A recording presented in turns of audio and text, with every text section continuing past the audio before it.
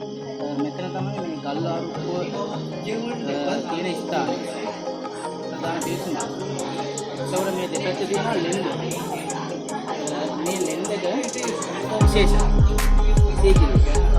ඊට හේතුව තමයි මේ ස්ථානයේ තියෙන ලෙන්දක කාශ්‍යප රජතුමා මේ ස්ථානයේ එන්න ප්‍රථම ධර්ම ලෙන්දක.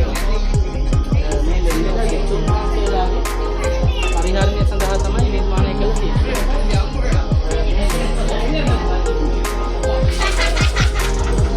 භාවනා යෝගීව වැඩ වාසය කරන විසුණුමාසේ සකස් කරලා තියෙනවා. මම කලින් කරපු ආසන තියෙනවා. එහා පැත්තේ ඒකම මේක කාශ්‍යප රජතුමා එතන එන්න කලින් එතන ආරාම සංකීර්ණයක් තිබුණා. එතකොට මෙහි පැහැදිලි වෙනවා මේ රජතුමා සඳහා මේ ස්ථානයේ මාලිගාව තනා ගන්නට වික්ෂුන් වහන්සේලා මහා සංඝරත්නය ඉඩ සලසලා දීලා තියෙන එක තමයි මෙතනින් පේන්නේ. එතකොට ඒක මේ අදිම සාක්ෂියක් තමයි කාශ්‍යප රජතුමා කලින් මේ ස්ථානයේ මේ තිබුණා භාවිතා කරන මහා සංඝරත්නය වැඩ හිටියා කියන කාරණය.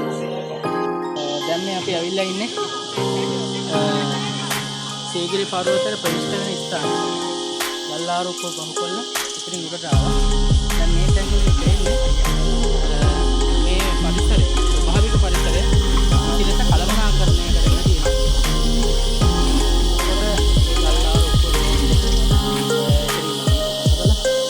වගේම මේ පර්වතවල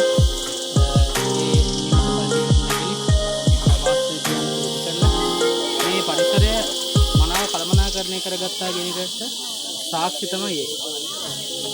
තේරුවන් සරණයි.